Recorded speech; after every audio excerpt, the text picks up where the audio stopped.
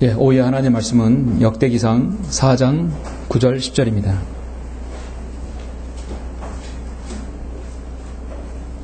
역대기상 4장 9절로 10절 말씀입니다. 봉독해 올리겠습니다. 야베스는 그의 형제들보다 더 존귀하였으니 그의 어머니가 그의 이름을 야베스라 부르고 말하기를 내가 그를 슬픔으로 낳았기 때문이라 하였더라. 야베스가 이스라엘의 하나님을 부르며 말하기를 오 주께서 정녕 나를 복주시고 나의 지경을 넓혀 주시며 주의 손이 나와 함께 하시고 주께서 나를 악에서 지켜 주시어 나로 근심하지 않게 하소서 하니 하나님께서 그가 요청한 것을 허락하셨더라. 아멘. 이 야베스의 기도 정말 중요한 기도죠. 오늘날 이 시대 이 말씀 그대로 여러분의 기도가 되고 또 여러분의 기도 응답이 되었으면 합니다. 오늘 말씀을 위해서 기도드리겠습니다. 은혜와 진리가 충만하신 아버지 하나님 감사드립니다. 오늘 이렇게 거룩한 허락하셔서 주님께서 부활하신 첫째 이 날을 기억하고 영과 진리로 귀한 성도들이 함께 드리며 주님을 최상으로 기쁘시게 할 수 있도록 이 귀한 시간을 허락해 주심을 감사합니다. 우리는 하나님 앞에 많은 기도들을 올리고 있습니다. 그러한 기도들이 정말 하나님 뜻에 합당하게 이루어지고 또 응답이 되는지를 우리 자신을 돌아보고자 합니다. 우리는 역대기상 4장을 통하여 야베스가 하나님께 올린 그 기도가 응답되었다고 오늘 말씀하고 있습니다.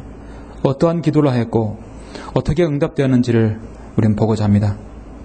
이 야베스의 기도가 곧 나의 기도가 되게 해주시고 야베스가 받은 축복이 우리가 받은 복이 될 수 있도록 주님께서 인도하여 주시길 원합니다. 말씀을 전파할 때 주님께서 함께 해주시며 우리 모두를 주님의 영으로 간장해 주십시오. 주 예수 그리스도 이름으로 기도드렸습니다. 아멘. 오후의 설교는 야베스의 기도응답이라는 제목으로 설교하고자 합니다. 야베스의 기도응답. 어느 의과대학에서 교수가 학생들에게 질문을 했습니다. 아마도 이 의과대학은 아마 산부인과가 가능성이 있겠습니다. 자, 교수가 질문했는데 한 부부가 있었습니다. 남편은 매독에 걸려있고 아내는 심한 폐결핵에 걸려있습니다. 이 가정에는 아이가 넷이 있는데 한 아이는 며칠 전에 병으로 죽었고 남은 세 아이들도 결핵으로 누워있어서 살아날 가망이 거의 없습니다. 이 심한 폐결핵에 걸려있는 부인이 현재 임신 중인데 여러분은 어떻게 하면 좋겠습니까? 그랬더니 한 학생이 손을 번쩍 들고 답변했습니다. 낙태를 해야 합니다.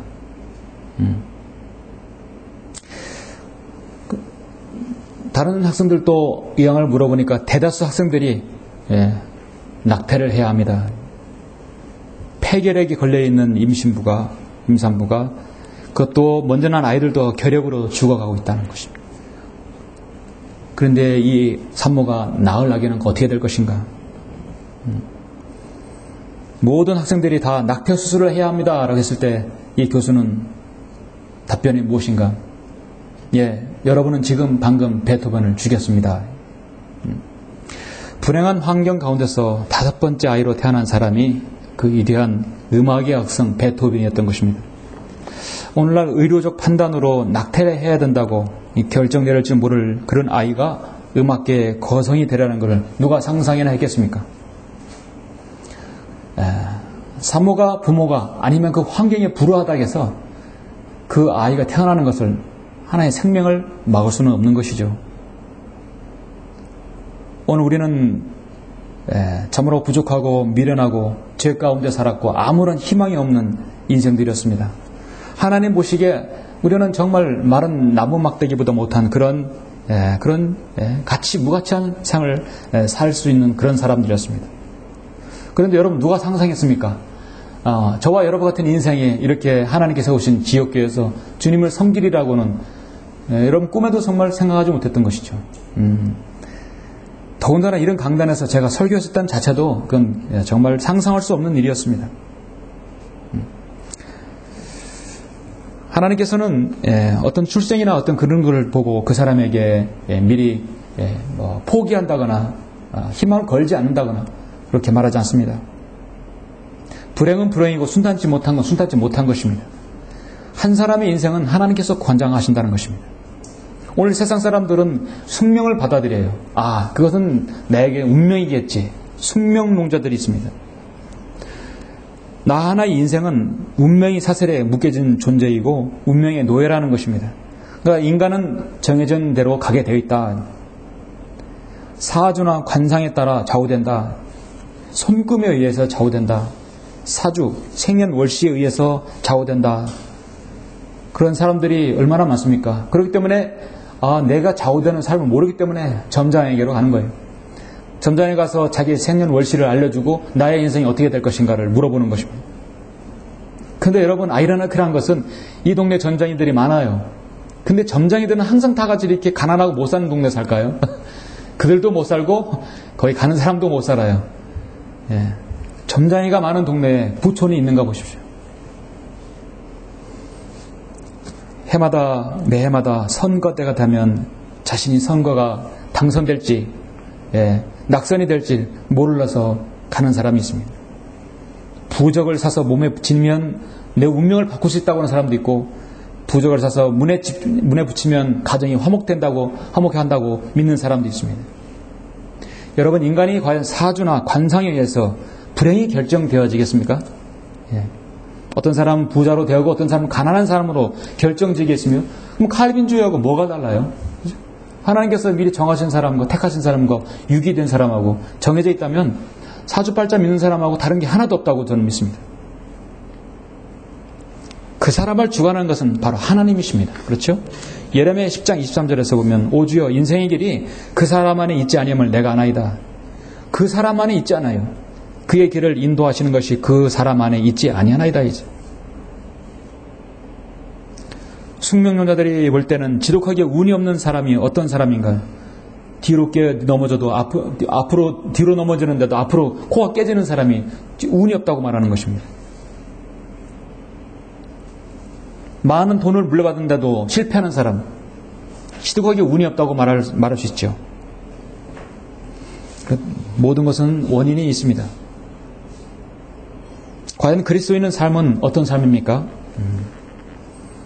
저와 여러분의 삶은 거듭나기 전에 순탄치 못한 삶을 살았습니다.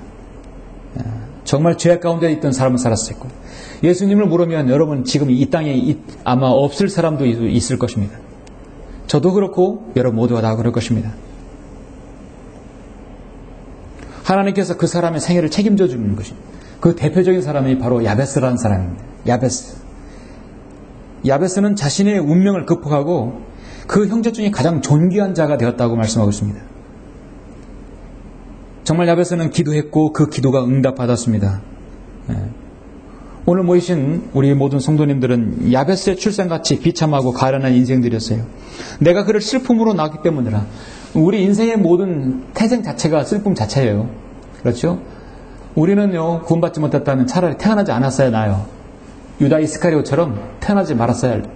구원받지 않았으면, 차라리 태어나지 않았으면 지옥이라도 안 갈 거 아니에요. 그렇죠?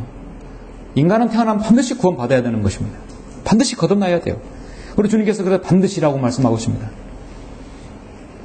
저는 구약의 한 인물 야베스를 조명해 봄으로써 그가 어떤 기도를 하였고 어떻게 기도를 응답받았는 건지, 그 기도 응답받은 내용이 무엇인지를 한번 우리 서로 숙고하고 우리 기도도 과연 야베스의 기도가 되어야 되지 않을까 한번 생각합니다. 역대기상은 다윗의 치리와 죽음 그리고 솔로몬의 죽이까지를 기록하고 있죠. 여러분 역대기상 1장부터 쭉 읽으시다 보면 지루할 수도 있어요. 사람이 계속 나오고 누가 누구를 낳고 계속 그 아담부터 야곱의 아들들까지 계보가 이루어지기 때문입니다. 계보가 이루어지는 창세기라든지 마태복음이라든지 역대기상이라든지 지루할 수 있는데요. 정말 지루하더라도 읽어야 합니다. 그래야만이 여러분 읽었다고 말할 수 있어요. 그렇죠? 아, 이거 아는 사람이야 넘어가는 게 아닙니다. 4장부터 쭉 나오다가 갑자기 여기서 야베스의 바로 기도가 바로 나오는 것입니다. 하나님 말씀을 묵상할 때 우리는 성경 속에 여러 기도들을 볼 수 있어요. 마태복음 26장에서 예수 그리스도께서 여러분과 저의 모든 죄를 다 도말하시려고 갈보리 십자가에서 이러한 구속사역을 이루시기 전에 겟세마네 동산에서 기도하시는 모습이 나오죠. 창세기 15장 2절에서도 위대하신 하나님께 아브라함이 자신의 약속 언약을 받고 기도하는 게 나옵니다. 열왕기하 20장 3절에 보면 히스기야가 내 집안을 정리하라 했을 때 하나님께 간절히 눈물로 통곡하며 기도하는 내용이 나옵니다. 자신의 생사를 놓고 기도하는 눈물의 기도가 나옵니다. 여러분도 눈물의 기도는 대표적인 뭡니까? 사무엘상 1장에 보면 한나의 기도가 나오죠. 그 눈물의 한나의 기도로 인하여 여러분 위대한 제사장 바로 재판관 사무엘이 탄생하지 않았습니까? 그리고 오늘 본문에 야베스의 간절한 기도가 나오는 걸 볼 수 있습니다. 여러분 야베스에 대해서 어느 정도 아십니까? 야베스란 말이요, 지명으로 쓸 때도 있고 사람 이름으로 쓸 때 있는데요. 지명으로 쓸 때는 이스라엘 동부 갈릴리 바다와 사해 중간 지역에 있는 이름의 야베스입니다. 그러나 이제 사람 이름으로 쓸 때는 딱 두 가지예요. 북왕국 이스라엘의 왕이었던 살룸, 거의 한 달가량만 치리했었어요. 악한 왕입니다. 이 살룸의 아버지가 야베스라는 이름이었습니다. 그건 기억할 거 없고 지명도 그렇고 여러분은 기억할 이름은 역대기상 오늘 본문 4장 10절에 나오는 바로 야베스입니다. 야베스는 누군가? 바로 유다 지파의 소속이라는 사실이죠. 4장에서 유다의 아들들은 파레스와 헤스론과 칼미와 홀과 소발이더라. 4장 자체가 유다의 후손의 한 자손 야베스입니다. 유다의 후손으로 태어났으면서 그의 출생이 그리 순탄치 않았음을 볼 수 있습니다.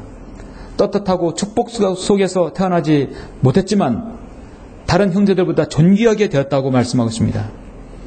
내가 그를 슬픔으로 낳았기 때문이라 그래서 야베스라는 이름을 냈어요. 야베스라는 이름이 고통을 일으키는 그런 죄 이런 뜻이거든요. 그래서 어떤 설교자들은 야베스가 고통 가운데 고통을 일으키는 상당히 부정적인 이름으로 거명을 하기도 합니다. 그런데 중요한 것은 야베스라는 이름이 고통 가운데라는 뜻이다 하지만 그의 기도는 정말 우리 그리스도인이 오늘 기도하고 응답받아야 할 기도이기 때문에 그의 출생과 그의 이름 자체가 내가 그를 슬픔으로 낳았다는 뜻이지만 그는 결코 슬픈 사람이 아니었습니다. 그는 결코 고통을 일으키는 사람이 아니었고 그는 하나님께 복을 받고 기도가 응답된 사람이었습니다. 어떻게 살았는지 그의 생애가 어땠는지 하나님을 얼마나 신뢰했는지를 몰라도 결론적으로 그의 기도는 응답되었다고 성경은 분명히 말씀하고 있습니다. 그가 요청하는 것을 허락하셨더라 10절에서 말씀하고 있죠. 성경에서 그의 행적에 대해서 나오지 않기 때문에 저도 말할 수가 없어요. 중요한 것은 야베스의 그 기도 내용입니다. 지금도 기독교 서점에 가면 야베스의 기도라는 책이 볼 수 있습니다. 한때 500만 권이라는 책이 선풍적으로 팔렸던 책이에요. 미국의 브루스 위킨스가 목사가 지은 야베스의 기도인데요. 이 책은 엄청난 많은 조용기의 적극적 사고방식, 긍정적 사고방식에 기원한 책입니다. 한글 킹딩 성경을 먼저 이 부분을 거치지 않고 그런 개혁 성경을 바탕으로 그런 책들을 읽게 되면 긍정적 사고방식에 빠져서 그냥 축복론에 그냥 빠지고 맙니다. 얻을 것이 하나도 없게 돼요. 한마디로 축복의 기도, 축복론이 남용되고 있는 기도인 것입니다. 축복받기를 원하는 모든 사람, 그것이 그리스도인인지 뭔지 몰라도 축복받기를 원하는 모든 사람은 야베스의 기도를 읽어야 된다고 하는 것입니다. 사실 기도가 응답되려면 먼저 하나님께 아버지라 부를 수 있는 사람이 가능하죠? 그것만이 가능한 것입니다. 성경에는 많은 기도의 내용이 나오지만 야베스의 기도 응답이면 대체 무엇인가? 오늘 우리가 한번 제대로 봐야 할 것입니다. 왜 봐야 되는 것인가? 개혁 성경에서도 여기 아주 중요한 부분이 변개되었기 때문에 우리 그리스도인은 바른 말씀으로 봐야 합니다. 야베스는 어떤 기도 응답을 받았습니까? 그래서 오늘 저는 야베스의 기도 응답이라는 제목으로 줬습니다. 야베스의 기도 응답 첫 번째는 무엇입니까? 첫 번째는 지경을 넓혀주는 복을 받았다는 것입니다. 지경을 넓혀달라고 복을 달라고 기도했는데 그것이 응답되었다는 것이죠. 9절부터 보시면 야베스는 그의 형제들보다 더 존귀하였으니 그의 어머니가 그의 이름을 야베스라 부르고 말하기를 내가 그를 슬픔으로 낳았기 때문이라 하였더라. 야베스가 이스라엘의 하나님을 부르며 말하기를 오 주께서 정녕 나를 복주시고 나의 지경을 넓혀 주시며 나를 복주시고 나의 지경을 넓혀 주셨다. 자, 지경을 넓혀 주는 것은 복을 받았다는 것입니다. 여러분, 복을 싫어하는 사람이 어디 있습니까? 사랑하는 자여 무엇보다도 내 혼이 잘된 같이 내가 번성하고 강건하기를 바라노라.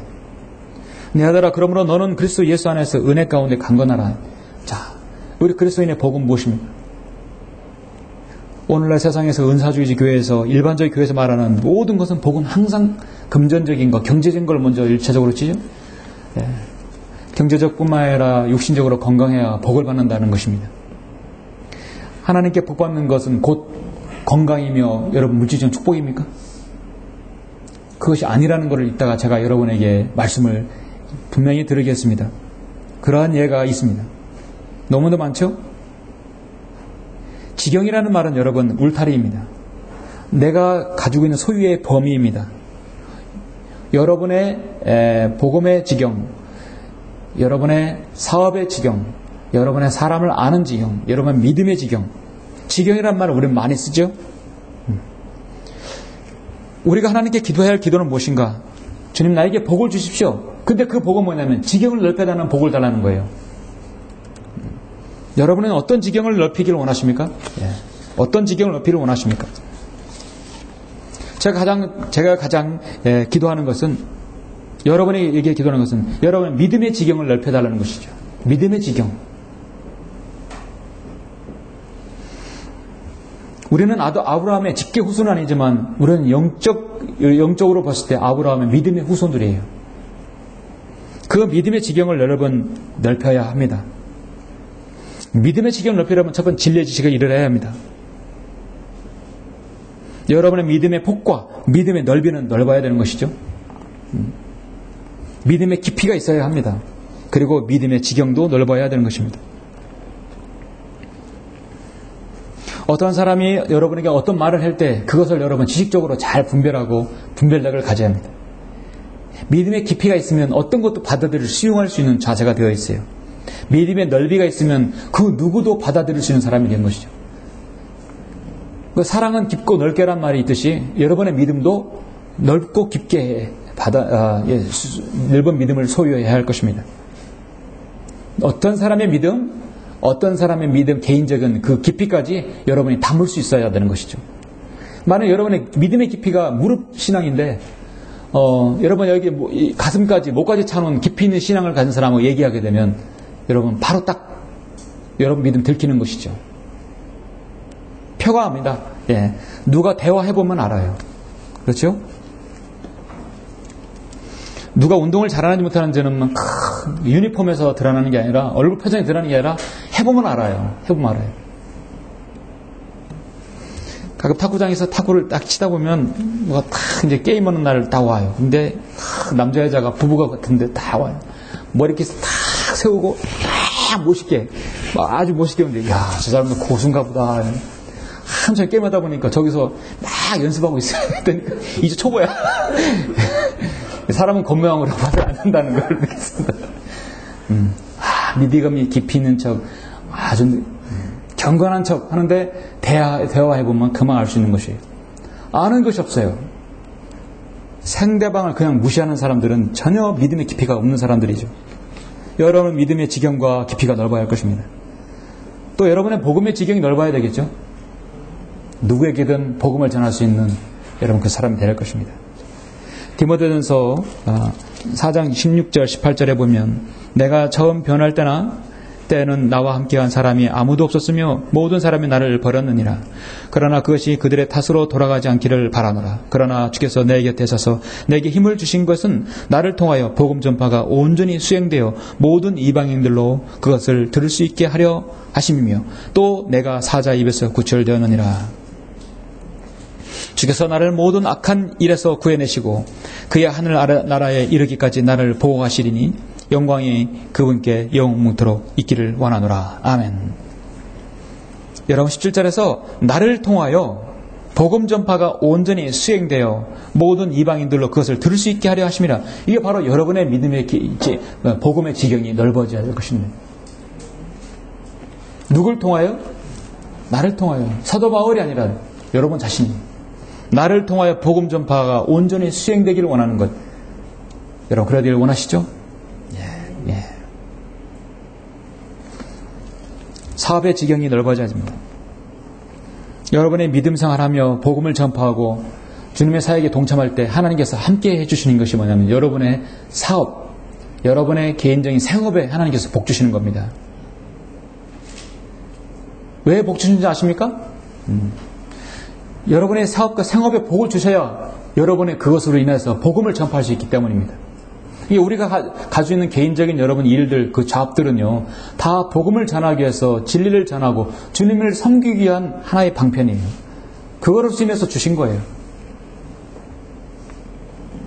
D.L. 무디는 당신은 왜 구두수선 하십니까? 나는 복음을 전파하기 위해서 그 일을 수행하기 위해서 구두 깁는 일을 한다고 말하는 것입니다.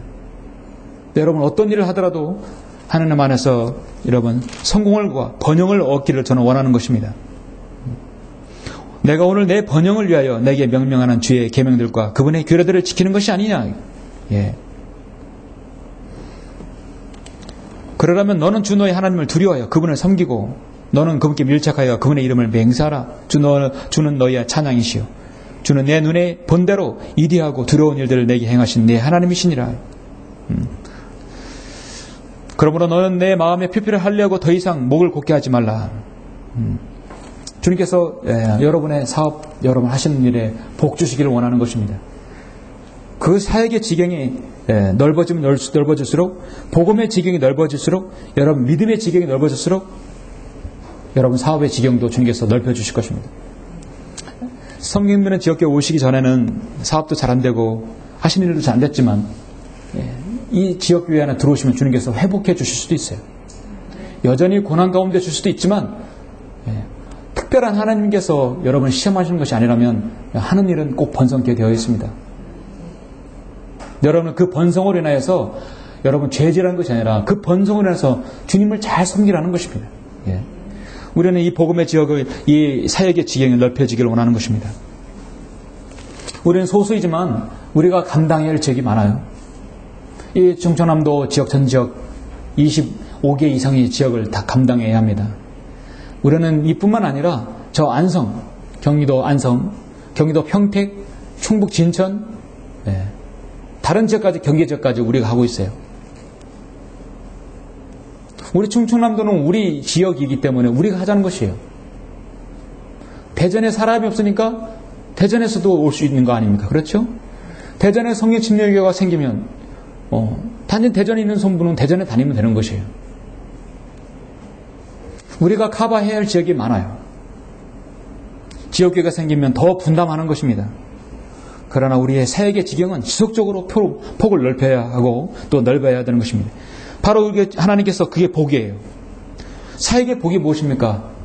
성도들을 하나님께 붙여주시고 재정을 붙여주시고 경제적으로 어렵지 않도록 붙여주시고 사역의 일거리를 주시는 거 아니에요. 그렇죠? 일거리가 없어요. 그럼 어떻게 하십니까? 능력을 주시고 사역의 지형을 주시고 함께하는 성도들 동역자를 주신다면 그건 교회의 복이라고 보는 것입니다. 사람들은 얼마가 많이 되는가 그건 중요하잖아요. 사역의 지경이 넓어지면 넓어질수록 주님께서 반드시 거기에 적합한 사람을 보내주실 것입니다. 야베스의 두 번째 기도 응답은 무엇입니까? 두 번째는 주의 손이 나와 함께 하소서 뜻입니다. 10절에서 중반절 보시면 첫 번째 읽겠습니다. 주께서 정녕 나를 복주시고 나의 지경을 넓혀주시며, 첫 번째죠. 자, 두 번째는 주의 손이 나와 함께 하시고, 주의 손이 나와 함께 하시고. 하나님의 손이 함께 하신다는 것은 무엇입니까? 하나님의 손은 긍휼과 자비의 손입니다. 탕자와 같이 넘어진 자를 하나님께서 일으켜주시는 손입니다. 잘못했을 때, 시인했을 때 부복하고 돌아오는 그 사람에게 하나님께서 자비의 손길로 붙잡아 주시는 손입니다. 사고로 인해서, 교통사고나 안전사고나 어떤 사고로 인해서 위험이 처했을 때 하나님께서 보호해 주시는 손입니다. 각종 질병에 시달리고 어려움 당할 때 그 질병으로부터 치유받게 해주시는 손입니다. 최근에 부산 지역은 그렇게 수해를 많이 당했죠. 집중호우로. 그 수해당한 사람들은 이번 수해로 인해서 자신이 죽을 거라는 것, 그렇게 재난을 당할 것이라는 건 아마 꿈에 생각 못했을 거예요. 생각했더라면 그 자리에 피했겠죠. 해마다 수해가 나면 꼭 몇 사람은 죽어요. 그렇죠? 해마다 추석이나 명절이면 교통사고로 몇 명이 죽어요. 그런 재난과 사고와 병들, 나는 비껴날 것이라고 사람들은 늘 생각하다가 가는 것입니다. 그것은 그리스도인에게도 예외가 아니에요. 우리 성경적인 그리스도인도 예외가 아닙니다. 그러나 우리는 기도할 수 있는 거예요. 그렇죠? 주의 손이 나와 함께 하시는 것이에요. 그러면 우리는 보호받을 수 있는 것입니다. 아까 여러분 디모데 후서 4장에서 보지 않았습니까? 18절에서 주께서는 나를 모든 악한 일에서 구해내시고 그의 하늘나라에 이르기까지, 저 낙원에 이르기까지 나를 보호하시리니 영광이 그분께 영원토록 있기를 원하노라. 아멘. 여러분이 하늘나라에 이르기까지 나를 보호하시는 것, 하나님의 손길입니다. 디모데 후서 4장 18절 말씀입니다. 정녕 그분께서 그 백성을 사랑하셨으며 모든 그분의 성도가 주의 손안에 있으니, 모든 성도가 하나님의 손안에 있다는 것입니다.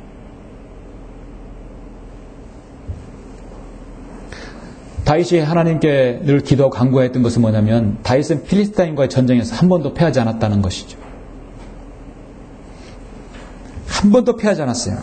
왜냐하면 사무엘상 17장 13절에 이렇게 말씀하고 있기 때문입니다. 필리스타인들이 항복하고 다시는 이스라엘 지경 오지 않았으니 주의 손이 사무엘의 평생 동안 필리스타인들을 막으셨더라. 한 번도 다윗은 피하지 않았어요. 자신이 생애에 있어서 주의 손이 늘 함께 있었다는 것입니다. 부와 존귀가 다 주께로부터 나오고 주께서는 모든 것을 치리하시며 권세와 능력이 주의 손에 있다고 역대기상 29장 12절에서도 말씀하고 있습니다. 많은 말씀이 있지만 여러분 신명기 30장 한 장만 보시겠습니다. 여러분 신명기 30장 20절 한번 보시죠. 예.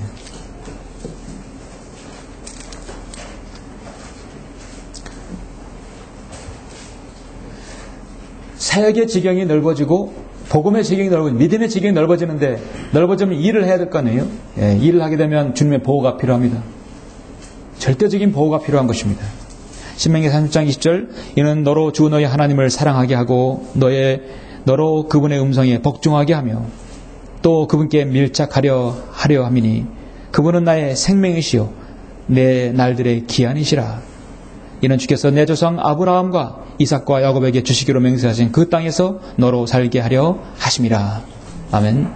그분은 너의 생명이시요 내 날들의 기한이시라. 누가요? 여러분의 하나님, 여러분 자신의 하나님이에요. 너의 생명이시요 내 날의 기한이시라. 주님은 나의 생명이십니까? 주님은 나의 기한이십니까? 내 날들의 기한이에요. 내 생명을 정하고 관장하는 것은, 길고 짧고 인정해 주신 것은 주님이십니다. 저는 여러분이 어떤 일을 하더라도 여러분의 직업에는 귀천이 없습니다. 땀을 흘려 일하는 것은 모두 다 여러분 정말 신성합니다. 모두 다 가치 있는 일입니다. 그러나 그 어떤 일을 하더라도 늘 여러분 안전에 유의하고 여러분 안전사고 없이 잘 일하는 것이 제가 늘 기도하는 것입니다. 간단하고 쉬운 일이라 할지라도 거기에서 마귀가 틈찰 수 있고 실수가 있을 수 있고 거기에서 안전사고가 일어날 수 있어요. 늘 그런 곳에서 우리의 기도가 뭐냐? 바로 야베스의 기도처럼 주의 손이 나와 함께 하시기를 기도하는 것입니다. 야베스의 기도 응답은 세 번째 무엇입니까? 주께서 악으로부터 지켜주셔서 근심하지 않게 해달라는 것입니다. 주께서 나를 악에서 지켜주시어 나로 근심하지 않게 하소서.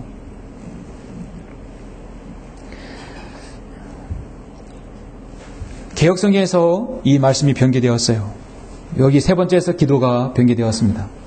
개역성경은 야베스가 이스라엘 하나님께 아뢰어 가로되 원컨대 주께서 내게 복을 더하사 나의 지경을 넓히시고 주의 손으로 나를 도우사 나로 환난을 벗어나 근심이 없게 하옵소서 하였더니 하나님이 구하는 것을 허락하셨더라. 이렇게 말하고 있는데요. 여기서 개혁성경은 보통 이제 삭제가 있는데 개혁성경은 첨가를 시켜버렸어요. 그래서 성경 변기에 살면서는 삭제와 첨가와 변개죠. 대체죠. 근데 여기서는 대체가 아니라 첨가를 시켰어요. 뭘 첨가하지? 환난을 벗어나게 해달라는 것입니다. 여러분, 고난은 그리스도인에게 필요합니까? 필요하지 않습니까? 필요합니다. 필요악도 아니고 때론 필요합니다. 여러분, 그 고난을요, 마귀가 주는 건 우리에게 필요하지 않아요. 근데 하나님께 주시는 것은 필요합니다. 왜냐하면 하나님께서 그 사람을 너무 잘 알기 때문에, 이 사람은 고난이란 용광로가 필요하기 때문에 고난을 주시는 것이에요. 이 사람은 시험이 필요하기 때문에 하나님께서 시험을 주시는 거예요. 나의 형제들아, 주의 이름으로 말한 선자들의 고난과 인내의 본으로 삼으라. 너희 가운데 고난받는 자가 있느냐? 성경은 너희 가운데 고난받는 자 있느냐? 야고보서 5장 10절에 말할 수 있어요. 그건 고난을 제거시켜달라고 기도하지 않고 기도하라고 했어요. 그리고 즐거워하는 자가 있느냐? 그는 시로 노래할지니라. 너희의 염려를 다 하나님께 맡기라. 베드로전서 5장 7절에 했어요.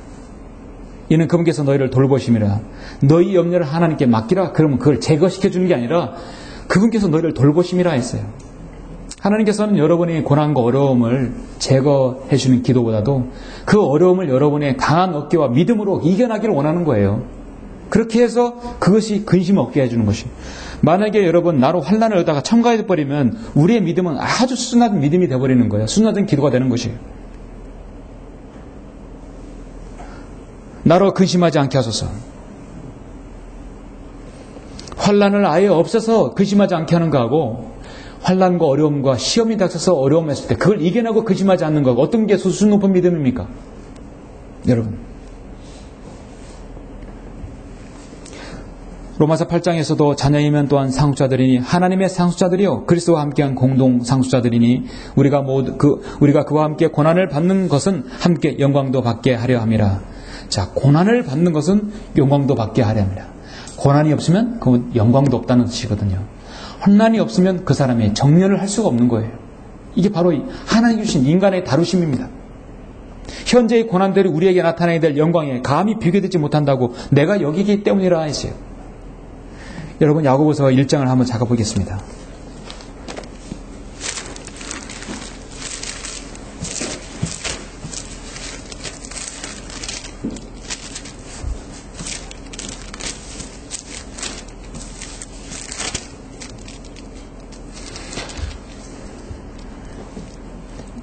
야고보서 1장 2절 보면은 나의 형제들아 너희가 여러 가지 시험에 빠질 때면 그것을 모두 기쁨으로 여기라. 시험에 빠지는데 어떻게 기쁨으로 여길 수 있겠습니까? 믿음 없는 사람이 말이죠. 시험에 빠질 때 기쁨으로 여기라. 왜냐하면 그 시험으로 인해서 고난과 어려움이 있다 하더라도 그걸 이겨냈을 때 기쁨을 얻는 거예요. 그렇죠? 이는 너희의 믿음의 시련이 인내를 만들어내는 줄을 아미니라. 믿음의 시련 때문에 우리에게 인내가 생기는 거예요. 그러면 좀 자세히 봐서 1장 12절에 보시니까 시험을 견뎌내는 자는 복이 있도다. 이는 그가 시련을 거친 후 주께서 자기를 사랑하는 자들에게 약속하신 생명의 면류관을 받을 것이기 때문이라. 누구든지 시험을 받을 때 나는 하나님께 시험을 받는다고 말하지 말지니 하나님께서는 악으로 시험을 당하지도 아니하시고 또 그분 자신이 아무 시험도 시험하지 않으시기 때문이라. 이건 뭐냐면 하나님께서는 여러분의 믿음을 파괴하려고 고의로 시험하지 않으신다는 것이. 때론 하나님의 시험 가운데는요 고난에 들어올 수 있는 것이에요. 하나님의 축복은 늘 고난의 보자기에 쌓여져 옵니다. 그 고난의 보자기를 열어야만이 영광을 받을 수 있는 거예요. 이게 하나님께서 원하신 창세기 3장의 하나님의 철칙입니다.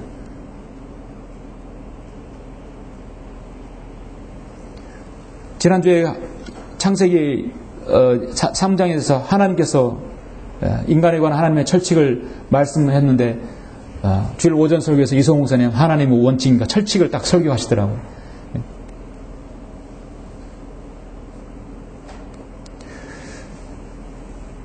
자녀이면 또한 상속자들이니 하나님의 상속자들이여 그리스도와 함께한 공동 상속자들이니 우리가 그와 함께 고난을 받는 것도 함께 영광을 받게 하렵니다. 우리가 하나님께 상속을 받으려면 우리에게 뭔가 정렬의 과정이 필요합니다. 받을 수 있는 그릇이 되려면 깨끗이 비워야 합니다. 때는 고난도 우리에게 필요한 것입니다. 야베스는 때론 고난이 있다 하더라도 어려움이 있다 하더라도 그걸 마다하지 않았다는 것이에요. 다만 악에서 지켜주시어 나로 근심하지 않게 하소서. 고난으로 인해서 환난으로 인해서 근심하지 않게 해달라는 거예요. 그런데 개혁성경처럼 환난에서 벗어나 근심이 없게 하소서라는 것은 우리 그리스도인에게 있을 수 없는 일입니다.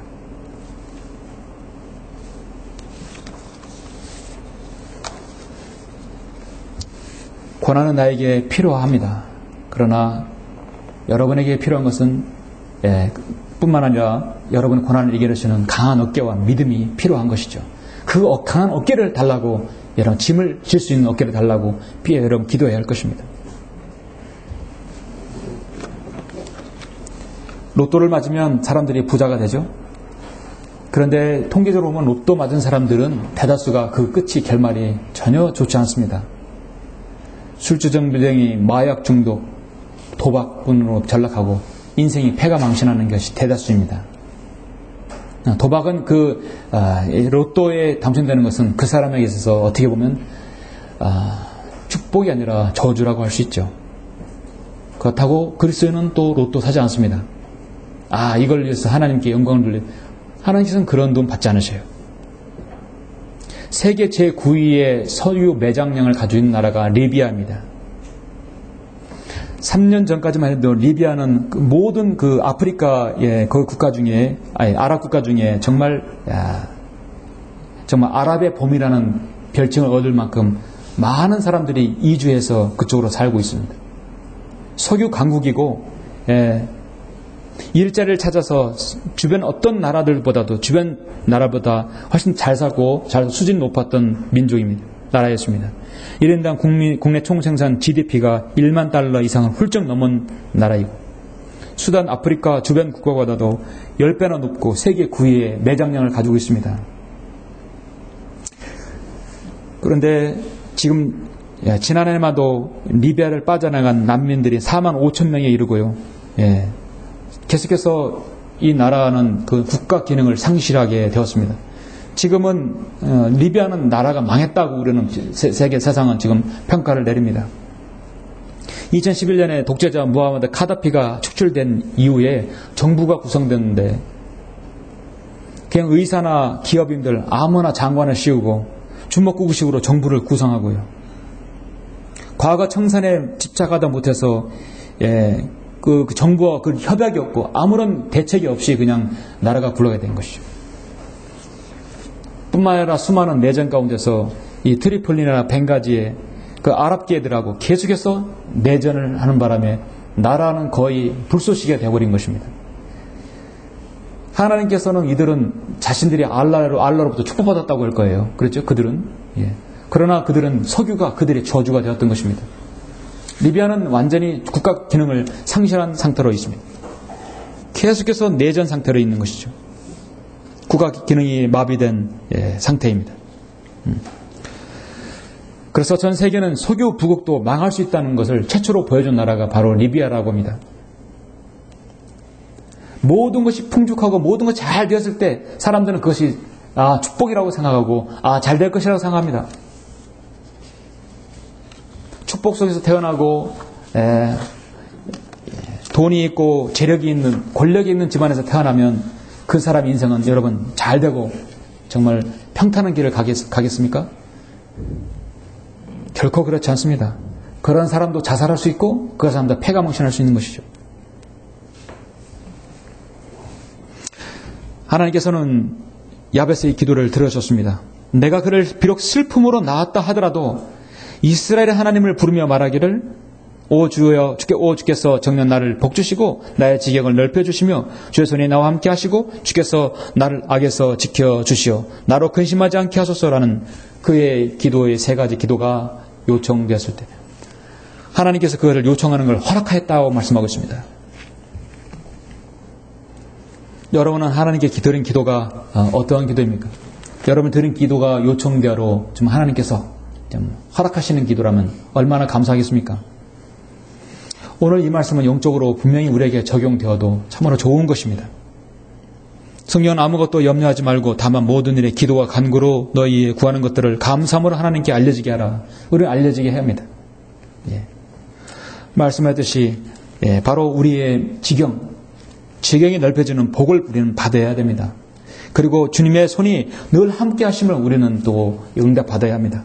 보호를 받아야 되겠죠? 악에서 지켜주셔서 나로 그것으로 인해 근심하지 않게 하다는 것이죠. 고난과 어려움을 제거달라는 것이 아니라 그것을 이겨내는 힘과 능력을 받아서 결코 여러분 인간적으로 낙담해서 근심하지 않게 해달라는 것. 이것이 정말 야베스의 기도이고 여러분의 기도해야 할 것입니다. 이제 마지막 시대를 살아가는 여러분들은 정말 주님의 은혜 가운데서 살아가게 됩니다. 현실은 녹록지 않습니다. 많은 마귀의 녀석들이 우리 곁에 있고 여러분이 복음과 진리를 전하는 데서 결코 찬상하는 사람, 여러분의 서포터가 그렇게 많지 않습니다. 우리는 소수의 그리스도인들이 여러분의 믿음을 잘 지탱해야 합니다. 서로 지탱하고 서로 기도하고 서로 힘을 얻는 것이 바로 이 지역교회입니다. 야베스의 기도가 응답되어서 이렇게 두 줄로 성경의 주님의 말씀에 그 기도가 응답되었습니다. 비록 기록되었습니다. 여러분의 기도도 야베스의 기도처럼 그렇게 응답되어서 정말 축복 가운데서 믿음 가운데서 주님 섬기는 여러분 모두가 다 되시기를 간절히 바랍니다.